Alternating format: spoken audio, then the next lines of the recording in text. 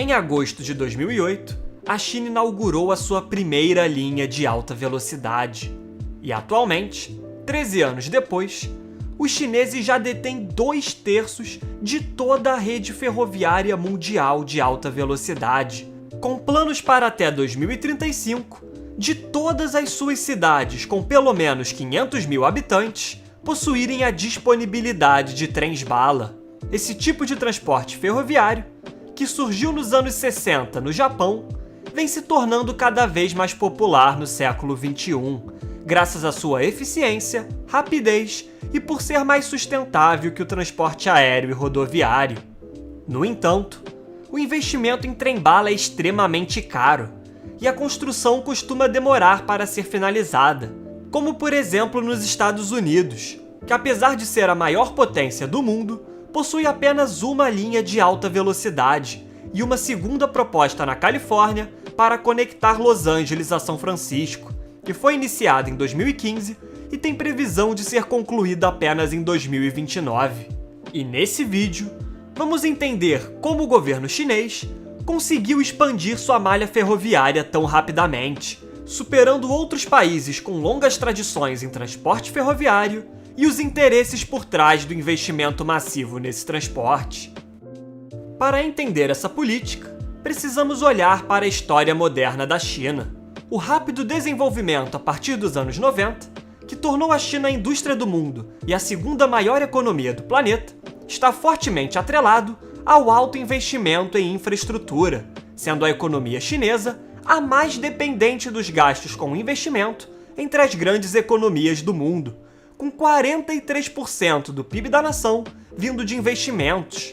Esse fator foi e continua sendo fundamental para o crescimento chinês, pois há cidades que na década de 80 poucos teriam ouvido falar e hoje são grandes metrópoles, construídas com base no comércio e mão de obra abundante e barata. E na base desse crescimento está a infraestrutura, principalmente desde 2009, com os trens de alta velocidade. Nessa época, visando responder à crise financeira de 2008, o governo chinês decidiu priorizar a modernização da sua infraestrutura ferroviária, visando criar milhões de empregos e impulsionar a demanda por concreto e aço. Hoje, 12 anos depois, a rede ferroviária de alta velocidade tem uma extensão de 38 mil quilômetros e conecta quase todas as grandes cidades da China, facilitando a locomoção de mais de 2 bilhões e 200 milhões de pessoas anualmente. Esse feito é ainda mais impressionante, pois a China possui a maior rota de alta velocidade em operação do mundo, entre Pequim e Guangzhou, com mais de 2.298 quilômetros de extensão, distância praticamente equivalente aos municípios de São Paulo e Fortaleza, além da recente inauguração do trem Maglev, que é o mais rápido do mundo, chegando à velocidade de 600 km por hora. Com isso, surge a primeira pergunta, que é por que a China tem o investimento em trens-bala como uma prioridade governamental? E o principal motivo é político, pois a ideia do Partido Comunista Chinês é unificar o país e reprimir os movimentos separatistas, algo que se torna mais viável com ferrovias que unem o país inteiro. Um exemplo disso é a linha ferroviária de alta velocidade que custou 26 bilhões de dólares entre Lanzhou e Urumqi, a capital de Xinjiang, uma província onde a maior parte da população é composta por uma minoria étnica muçulmana, com forte sentimento separatista. O resultado tem sido um grande elefante branco, pois o retorno financeiro anual tem sido insuficiente até para cobrir o custo de eletricidade, que evidencia que a ideia por trás dessa construção está muito ligada a manter Xinjiang sob o controle do governo central. Outro motivo importante seria a demanda, pois com 1,3 bilhão de pessoas, 28% de toda a produção de manufaturados do mundo, além de uma economia que cresceu quase 12 vezes desde 2000, é natural a crescente demanda para locomover rapidamente pessoas e produtos. Tal demanda é ainda maior com a rápida urbanização desde os anos 90, quando antes apenas 23% da população morava em áreas urbanas, enquanto hoje esse número já subiu para 64%, fazendo a China possuir 102 cidades com mais de 1 milhão de habitantes, em comparação a 35 de toda a Europa e 10 dos Estados Unidos. E assim, surge a segunda pergunta, que é como a China conseguiu construir tantas linhas de alta velocidade enquanto outros países desenvolvidos não conseguiram. Nesse caso, é importante considerar a prioridade que o país coloca na questão e a característica do governo chinês, pois inicialmente, os trens eram importados ou construídos através de transferência de tecnologia estrangeira.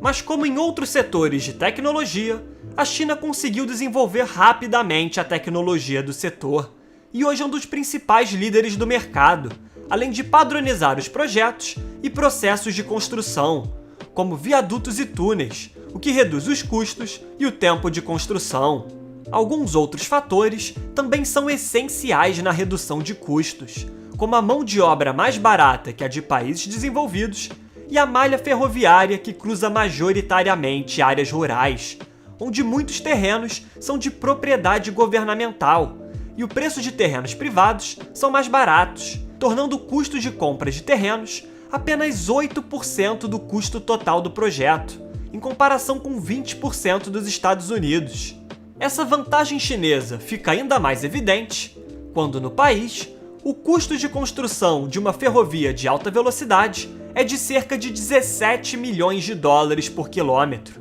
enquanto na Europa o custo chega até 39 milhões de dólares, e nos Estados Unidos o custo fica ainda maior, sendo de 54 milhões de dólares por quilômetro. A competição também é um fator importante, pois na Europa, por exemplo, há uma grande disponibilidade de empresas aéreas de baixo custo, como a EasyJet e a Ryanair, onde passagens abaixo de 15 dólares podem ser facilmente encontradas. Entretanto, na China, os preços das passagens aéreas costumam ser bem mais caros para distâncias parecidas, tornando o preço do transporte ferroviário relativamente parecido com o aéreo, pois apesar do tempo de viagem ser ligeiramente maior, o tempo perdido por check-ins e outras burocracias de aeroportos faz o uso de trem-bala competitivo, tanto pelo preço quanto pelo tempo. Além disso, o transporte aéreo na China é notório por atrasos, pois a maior parte do espaço aéreo é controlado pelos militares, deixando apenas 30% de todo o espaço aéreo chinês disponível para aeronaves civis, em comparação a 80% dos Estados Unidos, que acaba gerando um grande congestionamento no tráfego aéreo do país. E no caso ferroviário chinês, os benefícios vão muito além do lucro, pois apesar da China Railway Group, a empresa de construção chinesa, ter apresentado um lucro de 4,1 bilhões de dólares em 2020, o benefício para a população é enorme, pois traz tempos de viagens reduzidos, maior segurança e facilita a mobilidade urbana. A facilidade de locomoção com trem-bala também ajuda no desenvolvimento de grandes cidades, pois com 4 das 10 cidades mais caras do mundo em termos de valor de aluguel, sendo elas Hong Kong, Pequim, Shenzhen e Xangai, é fundamental que a população que mora nos subúrbios, onde o aluguel é mais barato, seja capaz de se locomover rapidamente para trabalhar e estudar. Outro ponto importante é o aumento do turismo em cidades menores, que antes demoravam horas para serem acessadas, e agora com as linhas ferroviárias, essas podem ser acessadas em um tempo muito menor. Portanto, a China mostrou-se capaz de desenvolver uma enorme malha ferroviária de alta velocidade em pouco mais de uma década, e os efeitos dessa prioridade colocada pelo governo chinês estão sendo extremamente positivas para o rápido desenvolvimento da nação, principalmente para o leste, que é a principal região econômica do país. Todavia, os efeitos de linhas deficitárias e a dívida da China Railway, que já ultrapassou 850 bilhões de dólares, são fatores preocupantes para o país continuar com sua expansão impressionante, que desperta tanto interesse no Ocidente. Muito obrigado a você que chegou até aqui. Se possível, comente abaixo o próximo tema que você deseja ver aqui no canal. Além disso, curta o vídeo, se inscreva e compartilhe o conteúdo com seus amigos. Agradeço novamente pela sua audiência e até o próximo vídeo.